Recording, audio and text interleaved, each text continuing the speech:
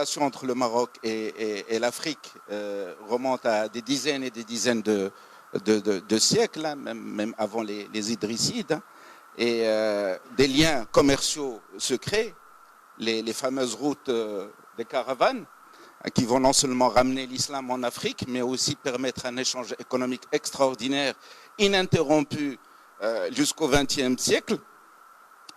Et il va être bien sûr perturbé à partir du XVIIIe siècle, XIXe siècle, avec l'arrivée des Européens en Afrique, hein, qui vont casser en quelque sorte ces grandes routes commerciales entre le Maroc et l'Afrique.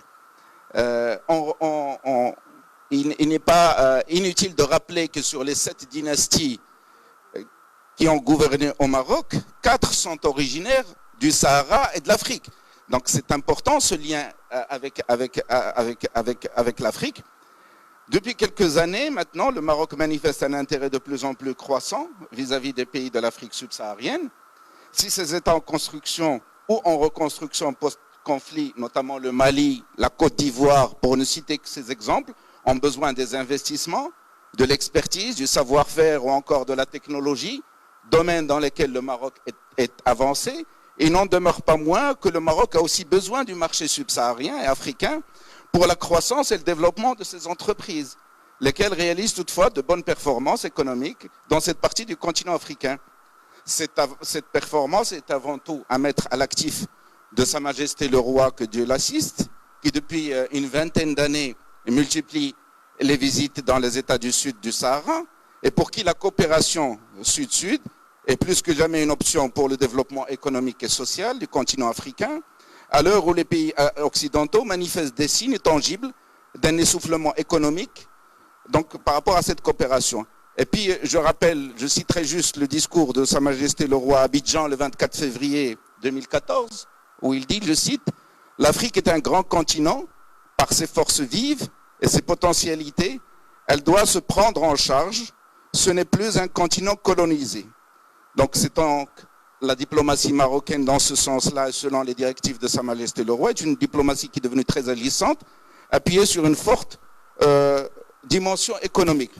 Juste pour quelques données, hein, pour que les gens qui ne connaissent pas en fait l'Afrique, il faudrait, on parle beaucoup des relations économiques, mais ça serait intéressant de dire ce qu'est l'Afrique aujourd'hui. L'Afrique, c'est le continent le plus grand du monde. C'est 30,37 millions de kilomètres carrés. À comparer avec la Chine, qui est que de 9 millions de kilomètres carrés, les États-Unis, 9,8 millions de kilomètres carrés. L'Europe, avec ses 27 États, ne fait que 10 millions de kilomètres carrés, c'est-à-dire le tiers de l'Afrique. Donc l'Afrique peut contenir en même temps l'Europe, la Chine et les États-Unis réunis, hein. Et ce n'est pas la fameuse carte qu'on nous donne un peu qui est totalement fausse, hein, qui est beaucoup plus facilité la question de la navigation, mais qui ne correspond pas à la géographie réelle du continent africain. L'Afrique aussi, c'est 60% des terres arables dans le monde entier, donc elles sont africaines. 90% des minerais bruts sont situés en Afrique. 40% des réserves en or sont situées en Afrique. 33% des réserves de diamants, 80% des réserves de coltan, qui sont lesquelles pas, hein. On parle des voitures électriques en 2035, on a besoin de l'Afrique pour les fabriquer, ces voitures. La Namibie est la plus grande zone de pêche au monde, hein, on peut la rappeler. Il existe d'autres minerais très importants comme le manganèse, le cuivre, le bois, justement la bauxite, qui sont exploités par les nouveaux partenaires de l'Afrique, notamment la Chine, où on parle aussi d'un autre partenariat déséquilibré, alors que le partenariat au départ était déséquilibré avec l'Europe, maintenant il est encore déséquilibré avec les nouveaux partenaires, donc l'Afrique doit se chercher quelque part. Mais n'empêche que malgré cela, le PIB de l'Afrique n'est que de 2900 milliards de dollars, quand celui de l'Europe est de 15 000 milliards de dollars. Le PIB du Maroc est de 133 milliards de dollars, celui de la France est de 2560 milliards de dollars. Un autre point très important que j'ai pris, c'est la couverture électrique en Afrique. D'ailleurs, c'est dans ce sens-là que Sa Majesté a très bien compris la dimension future du développement africain, c'est qu'avec le gazoduc, on va fabriquer des usines de transformation du gaz en électricité, et c'est quelque chose, c'est extraordinaire. Non, non, il va parler parce que j'ai encore 10 questions à lui poser. Il y a ce problème où la moitié des Africains, c'est-à-dire 622 millions d'Africains, n'ont pas d'électricité. D'accord? Alors, Monsieur Diop, avec tout ce que je viens de dire, que vous reste-t-il à dire? Voilà. Merci beaucoup. En tout cas, c'est avec un grand plaisir que je me retrouve avec vous pour 2 raisons. D'abord parce que je suis ravi d'être invité par le mouvement populaire et en particulier par mon ami secrétaire général Ouzine. Et comme je disais, il est important que justement les partis politiques mènent ces discussions parce que c'est comme ça qu'on les fait vivre et qu'on peut apporter des idées. Et la deuxième raison, c'est qu'on parle de l'Afrique et tout le monde sait que chaque fois qu'on parle de l'Afrique, j'ai un intérêt particulier à venir et à échanger.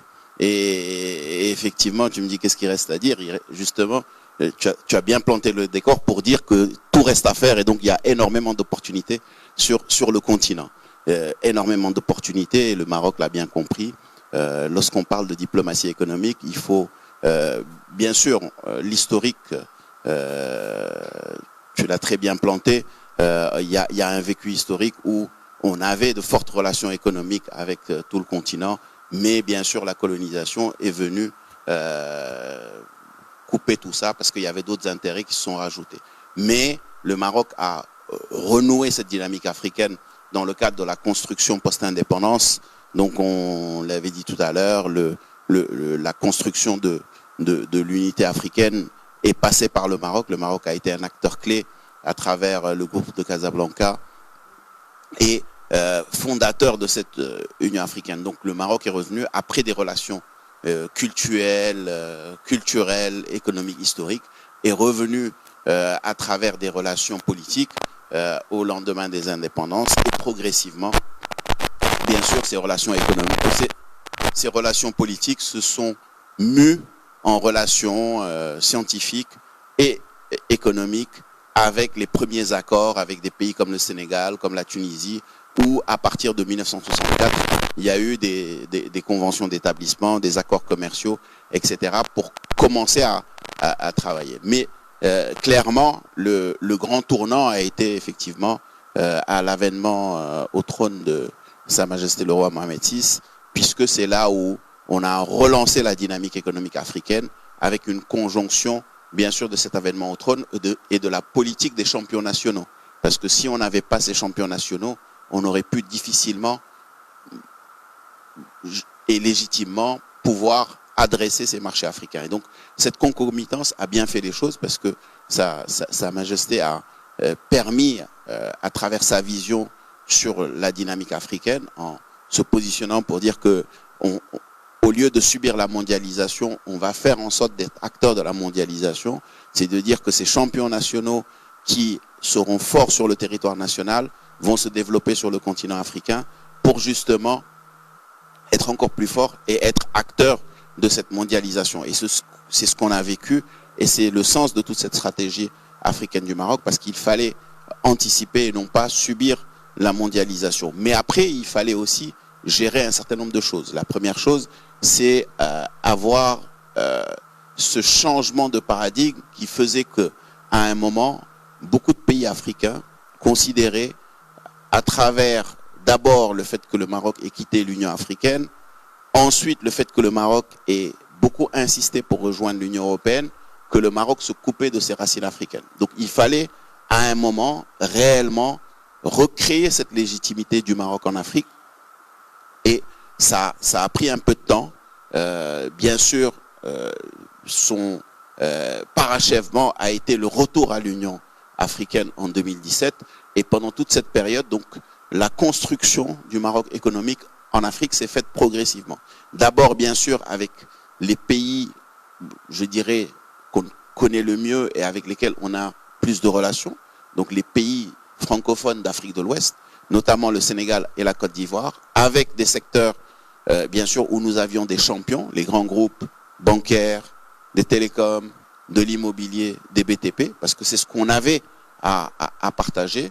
Et progressivement, avec l'évolution, avec la connexion du Maroc, de l'économie marocaine aux chaînes de valeur mondiales, on a diversifié, on est passé des services vers progressivement donc le BTP, l'immobilier, ensuite vers l'industrie, et géographiquement on est passé de l'Afrique de l'Ouest vers l'Afrique centrale, et maintenant de manière plus large sur l'ensemble du continent, puisque les entreprises marocaines sont présentes dans 42 pays du continent sur 54, ce qui est non négligeable.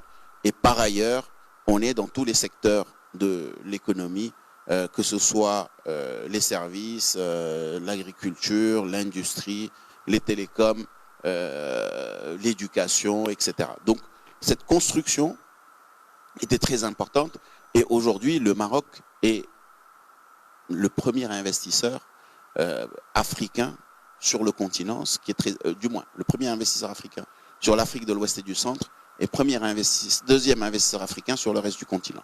Donc c'est très important, parce que ne l'oublions pas, ce Made in Morocco qui circule partout, ces jobs créés par les entreprises marocaines, constituent un élément important de diplomatie. Bien sûr, comme le disait Madame la ministre Haïté, avec les risques qui vont avec. C'est-à-dire que c'est des éléments importants de diplomatie. Ça veut dire aussi que si on réussit, c'est le Maroc qui réussit, mais si une entreprise échoue, on considère que c'est le Maroc qui échoue. Donc effectivement, il y a beaucoup de vigilance, parce que la marque marocaine sur le continent africain, en termes économiques, reste une marque fragile. Autant des marques comme les marques allemandes sont réputées économiquement présentes sur le continent depuis longtemps, autant la marque marocaine sur le continent reste récente, puisqu'elle date de moins de 20 ans, et on la considère encore avec une certaine fragilité, et on doit la préserver, donc renforcer. Il y a beaucoup de dynamiques qui sont créées, et après une phase où effectivement on a pris conscience que la durabilité passe par un caractère plus équitable des échanges, et aussi la co-construction avec les acteurs du pays, parce qu'il faut construire des partenariats, et bien sûr aussi la promotion d'investisseurs d'Afrique subsaharienne vers le Maroc. Donc ces trois piliers étaient très importants, et c'est la phase dans laquelle on est aujourd'hui, c'est de dire aujourd'hui comment rendre cette politique économique, cette diplomatie économique plus durable. Donc plus durable veut dire effectivement contribuer à développer des secteurs privés forts dans les différents pays de présence des entreprises marocaines. Ça veut dire de plus en plus de partenariats avec ces acteurs. Deuxièmement, ça veut dire aussi essayer de voir comment connecter les économies de ces pays aux chaînes de valeur sur lesquelles le Maroc a réussi beaucoup de choses. Aujourd'hui, par exemple, grâce à la chaîne de valeur automobile, on peut contribuer à un développement de plusieurs pays africains. Pourquoi? Parce qu'effectivement, on le disait tout à l'heure, aujourd'hui on parle de véhicules électriques. Les batteries, l'ensemble des matières premières pour construire les batteries sont présentes sur le continent. Donc il faut qu'on puisse créer des chaînes de valeur de batteries avec un certain nombre de pays. Ça veut dire qu'il ne faut pas qu'on aille dans une logique où on fait comme ce que font beaucoup d'acteurs du monde occidental, qu'on vient prendre le coltan, qu'on vient prendre le lithium et qu'on en fasse des batteries au Maroc. Mais non, il faut qu'on aide ces pays à développer des industries de la batterie, ou en tout cas des produits semi-finis utiles à la batterie, qui vont venir se greffer à l'industrie automobile marocaine, puisqu'on a réussi à connecter notre économie aux chaînes de valeur mondiale à travers cette automobile, et qu'on va produire 1 million de véhicules par an. Et c'est pareil pour aujourd'hui l'EVA. On a pratiquement 70% des réserves d'EVA qui sont entre juste deux pays, le Ghana et la Côte d'Ivoire. Malheureusement, on ne fabrique pas de pneumatiques en Afrique, alors que l'EVA permet de faire du caoutchouc, qui permet, avec un certain nombre de composés chimiques, de faire de la pneumatique. Donc là aussi, il faut qu'on puisse aider à créer et à construire cette industrie africaine de l'automobile à travers ces chaînes de valeur. Pareil pour la bauxite. Le Ghana et la Guinée ont, à eux deux, 80% des réserves mondiales de bauxite. Or, la carrosserie automobile passe par la bauxite, transformée en alumine, qui vient alimenter la carrosserie automobile. Donc aujourd'hui, la dynamique, et c'est un peu ce que nous sommes en train de faire au niveau de la CGM, pour voir comment créer avec les différents patronats du continent africain des complémentarités de chaînes de valeur mondiale pour permettre justement de s'arrimer à ce qu'on a déjà pu construire au Maroc. Ça, je donne quelques exemples dans l'automobile, mais c'est valable aussi pour l'industrie textile, où le coton africain est envoyé dans un certain nombre de pays occidentaux ou en Chine pour être filé. Ensuite, on rachète du fil pour pouvoir faire des tissus chez nous et pouvoir les vendre, alors qu'on peut le faire sur le continent. C'est valable pour l'industrie agroalimentaire, où on consomme pendant ce mois de Ramadan des jus de mangue à n'en plus finir. Mais ben, quand vous avez une bouteille de jus de mangue, quelle qu'elle soit, produite dans les industries marocaines, 80% de la mangue provient d'Amérique latine, achetée au marché de Rungis, etc., alors qu'on aurait pu acheter ces mangues sur le continent africain, ou en tout cas les pré-transformer pour pouvoir les utiliser dans nos industries. Donc, c'est une dynamique qui est très importante et qui est encore plus importante avec l'entrée en vigueur de la zone de libre-échange continentale africaine. Ne l'oublions pas, les 54 pays du continent se sont mis ensemble pour créer cette zone de libre-échange. Et ça, c'est actuellement les mots de tête des principaux pays du monde occidental, dont l'Afrique est considérée comme leur marché de prédilection, parce qu'ils se disent, voilà un pays comme le Maroc qui est à l'intérieur de cette zone de libre-échange continentale, qui va bénéficier de tous les avantages de la zone de libre-échange continentale, et nous sommes à l'extérieur, donc ils sont en train d'anticiper pour essayer de négocier des accords parallèles pour avoir les mêmes avantages. Donc là aussi, c'est quelque chose de très important, et la diplomatie économique du royaume est en marche pour pouvoir justement avancer dans les négociations avec les différents pays africains pour montrer tout l'intérêt que cette dynamique peut avoir en créant ces complémentarités de chaînes de valeur avec les différents pays du continent. Autre élément qui est non négligeable et très important, c'est que de plus en plus, beaucoup de pays africains, dans leur modèle de développement, sont en train de se dire, jusqu'à présent, on prenait des modèles occidentaux de développement. Aujourd'hui, on a un pays qui est le Maroc, qui a les mêmes enjeux que nous, les mêmes défis, la pauvreté, population jeune, problème d'emploi, absence de ressources naturelles, et qui est en train de réussir d'excellentes choses. Parce que c'est vrai qu'on est très critique sur ce qui est en train de réaliser dans le pays, mais quand on compare à ce qui existe sur le continent, on se rend compte qu'il y a énormément d'avancées. Et aujourd'hui, le modèle marocain est un modèle qui attire énormément sur le continent. Quand le président du Nigeria, nouvellement élu, parle de modèle marocain, c'est qu'on a déjà une victoire. Parce que le Nigeria, qui fait partie des pays qui sont parmi ceux qui étaient les plus opposés à la cause nationale, commence à parler du modèle marocain, commence à venir faire du benchmark au Maroc. Donc ça aussi, c'est une puissance extrêmement importante, cette diplomatie économique, parce que nous, on le voit hein, quotidiennement, le nombre de sollicitations que nous avons d'entreprises publiques africaines, de secteurs privés africains ou de gouvernements africains, juste pour venir regarder ce qui se fait à Tanger, regarder ce qui se fait à Dakhla, regarder ce qui se fait à Casa, regarder ce qui se fait dans les autres régions du Maroc, à Nador, à Fès, etc. C'est extrêmement important et non seulement ça nous permet, après la légitimité de complètement balayer d'un revers le fait de dire est-ce qu'on est plus européen ou africain, on l'a dépassé, maintenant d'avoir une deuxième légitimité, de constituer ce leader africain qui parle au nom de l'Afrique et qui est ce modèle sur lequel toute l'Afrique veut s'arrimer. Et on a eu, à chaque pandémie, à chaque malheur, il y a des aspects positifs. On a eu le Covid qui a quand même permis de montrer ce Maroc. Ce Maroc qui a une certaine autonomie industrielle, qui a une certaine sécurité alimentaire et qui a aidé beaucoup de pays africains. Vous savez, quand les pharmacies du monde étaient fermées aux pays africains, il y a des pays qui avaient des problèmes juste de s'approvisionner sur des médicaments, sur des pathologies importantes comme les questions de tension artérielle, de diabète, de dialyse, drépanocytose, ils ne pouvaient plus s'approvisionner en médicaments parce que les importations de médicaments du monde occidental étaient fermées. Donc c'est le Maroc qui, à ce moment, a tendu la main et a permis d'offrir cela. Et là aussi, ça a permis à ces pays de voir. Et moi, je l'ai vu, le nombre de Nigérians qui sont venus au Maroc depuis la pandémie a été multiplié par au moins 100. Parce qu'ils ont vu, pendant la pandémie, ce qui se passait au Maroc. Ils ont vu comment le Maroc a été leur source d'approvisionnement sur beaucoup de choses. Et aujourd'hui, ça commence à être un autre. Et on le voit aussi, le nombre de consulats qui ont été ouverts ces derniers mois à Dakhla, c'est aussi lié à cela. Parce que les gens ont vu qu'à un moment, lorsque tout était fermé, ils pouvaient compter sur le Maroc, ils pouvaient se tourner vers le Maroc pour avoir des vaccins, pour avoir des masques, pour avoir des produits alimentaires, pour avoir des molécules médicamenteuses. Donc aujourd'hui,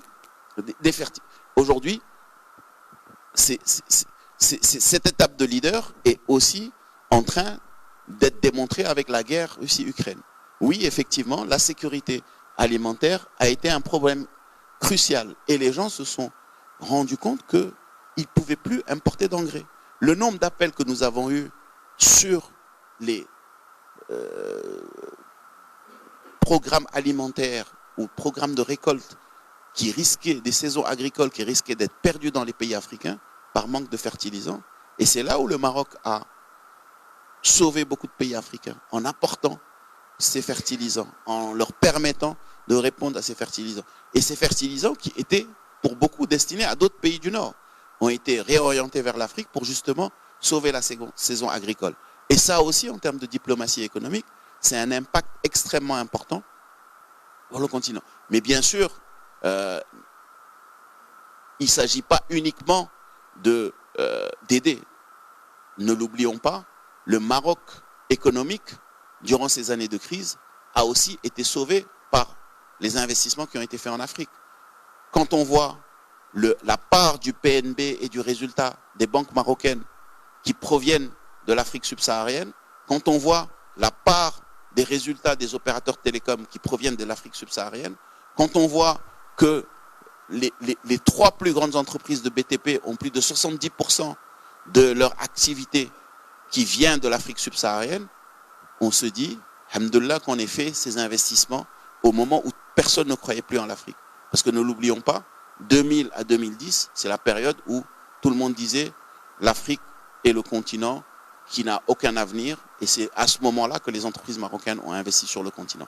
Et aujourd'hui, on est en train de récolter ses fruits. Donc il ne s'agit pas uniquement d'actions, de dons ou d'aider les différents pays. Il s'agit aussi de construire l'avenir de notre économie.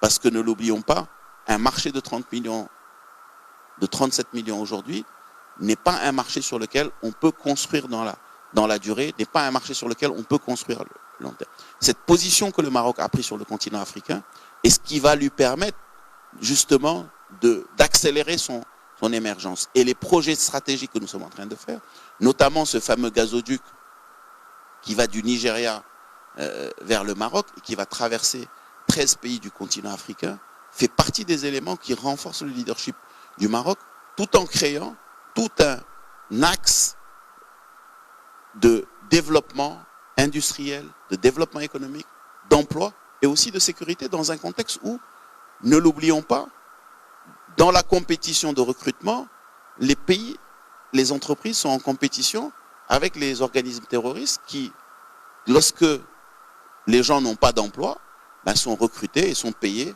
par ces organisations terroristes pour aller rejoindre ces groupes armés.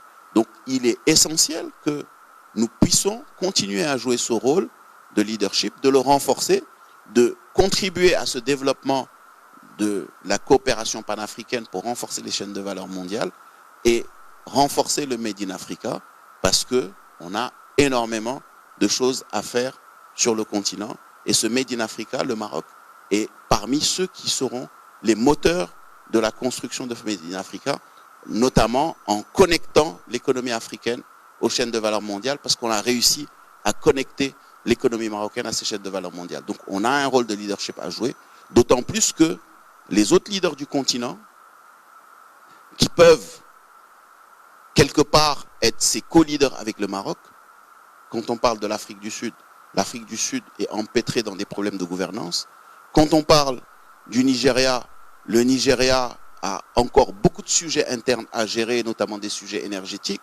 Quand on parle de l'Égypte, l'Égypte est en train de rebondir, mais elle subit la crise économique avec les dévaluations monétaires, donc la crise économique est très présente. Aujourd'hui, notre stabilité, notre position et aussi nos relations stratégiques avec le continent nous permettent réellement de jouer ce rôle leader si on exploite très bien ce potentiel de diplomatie économique pour justement contribuer à l'émergence de l'Afrique. Et là, je rejoins ce que vous dites pour justement passer d'un rôle où on cherche à comprendre, à s'installer, à avoir de la légitimité vers un rôle d'acteur de co-développement, d'acteur de co-émergence du continent africain. Et je pense que tout le monde doit jouer ce rôle pour que le Maroc, justement, se positionne là-dessus. Merci. Merci. Merci, Monsieur Diop. J'avais préparé une dizaine de questions. Vous avez répondu pratiquement à toutes. J'ai peut-être une seule question, et justement par rapport au dernier paragraphe, donc sur lequel vous avez parlé. Vous avez parlé du leadership du Maroc, aujourd'hui reconnu à l'échelle africaine. Quand même, le Maroc, qui ne possède ni pétrole, ni gaz, a quand même pu pratiquement doubler son PIB en une dizaine d'années, hein, passant de 93 milliards de dollars en 2010 à 133 milliards en 2022. Est-ce que le Maroc, aujourd'hui, peut jouer le rôle de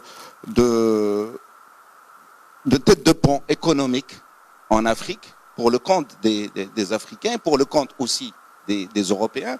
À juste titre, un géostratège, bon, notamment en l'occurrence M. Alain Juillet, qui est l'ancien chef des services secrets, bon, dans une émission YouTube, disait qu'aujourd'hui, pour investir en Afrique, il faut absolument passer par le Maroc. Hein, c'est fini le contact direct. Et grâce justement aux plateformes financières aujourd'hui, et à ce titre aussi, énormément d'entreprises françaises au Maroc réalisent, jusqu'à notamment les banques françaises installées au Maroc, réalisent aujourd'hui 30% de leur chiffre d'affaires en Afrique à partir du Maroc. Donc, est-ce que vous voyez ce rôle de leadership du Maroc en quelque sorte comme un porte-parole de l'Afrique vis-à-vis de l'Europe, vis-à-vis des instances internationales et vis-à-vis aussi des nouvelles alliances qui s'ouvrent, notamment avec les États-Unis, avec Israël et peut-être avec d'autres pays des BRICS, notamment le Brésil, l'Inde, etc. Oui, je dirais pas porte-parole, mais en tout cas, aujourd'hui, en termes de vision stratégique et comment le Maroc a pu, durant ces dernières années, d'une part, construire une économie totalement arrimée aux chaînes de valeur mondiales et d'autre part, réussir à se développer sur le continent africain, ces deux combinaisons font qu'aujourd'hui, effectivement, et on le dit, moi c'est mon plaidoyer quotidien lorsqu'on part dans les sommets Europe-Afrique, Chine-Afrique, etc., pour dire qu'aujourd'hui, ce serait dommage, en tout cas pour les acteurs du monde occidental ou même du monde asiatique, d'essayer de se développer sur le continent africain sans se rapprocher du Maroc. Pourquoi? Parce que effectivement, nous connaissons comment travailler sur le continent, ce que beaucoup d'entreprises, ce qui n'est pas simple, hein, mais nous avons appris les codes, nous avons réussi à développer nos entreprises sur le continent, donc nous savons comment faire. Deuxièmement, ce qui est aussi très important, c'est que nous avons noué les liens avec ces différents acteurs, justement, que tu citais tout de suite, et avec qui nous avons de très bonnes relations. Troisièmement, le continent africain, avec cette zone de libre-échange continentale, va être fermé. Donc, à un moment, les Européens, les Asiatiques devront, quoi qu'il en soit, commencer à installer des industries sur le continent. Et pour installer ces industries sur le continent, il faut être dans des zones où vous avez déjà une culture industrielle. Aujourd'hui, le Maroc est quand même un bassin industriel. Être dans des zones qui sont connectées au reste du continent. Quand on sait que toutes les problématiques de logistique qu'il y a sur le continent, on a la chance d'avoir le Maroc à travers ces grands ports, une connectivité réelle portuaire. Le hub de Dakhla va renforcer cette connectivité. On a la connectivité aérienne, on a la connectivité énergétique, ce qui est aussi extrêmement important, et on a un bassin d'emploi, de production d'emploi, qui est très compétitif sur le continent. Donc, ce serait se tirer une balle dans le pied, de dire je veux me développer sur le continent, je cherche où mettre mes plateformes de développement sur le continent et éluder le Maroc. D'ailleurs, on le voit, chaque fois qu'une entreprise nous demande une étude, quand on fait des benchmarks, le Maroc se dégage largement. Et aujourd'hui, beaucoup d'entreprises occidentales l'ont compris et commencent à mettre leur hub au Maroc. Mais pas qu'occidentales, parce qu'aujourd'hui, ne l'oublions pas, les entreprises asiatiques, avec les enjeux à la fois de se rapprocher des marchés, mais aussi de décarboner le transport, vont devoir se positionner en industrie dans des zones proches de leurs marchés occidentaux. Donc là aussi, je pense que le Maroc a un rôle très important à jouer. Et le dernier rôle, c'est celui que je citais tout à l'heure, c'est comment l'industrie marocaine, quand on voit 1 million de véhicules par an, ça peut être une source pour développer toutes les industries complémentaires sur le continent africain et renforcer le taux d'intégration de l'automobile sur le continent. Et c'est pareil pour l'industrie agroalimentaire, c'est pareil pour l'industrie textile. Donc réellement, on a une vraie carte à jouer et c'est vraiment la stratégie qu'on doit mettre en main, sans oublier les énergies renouvelables et d'autres secteurs. Merci, Monsieur Diop.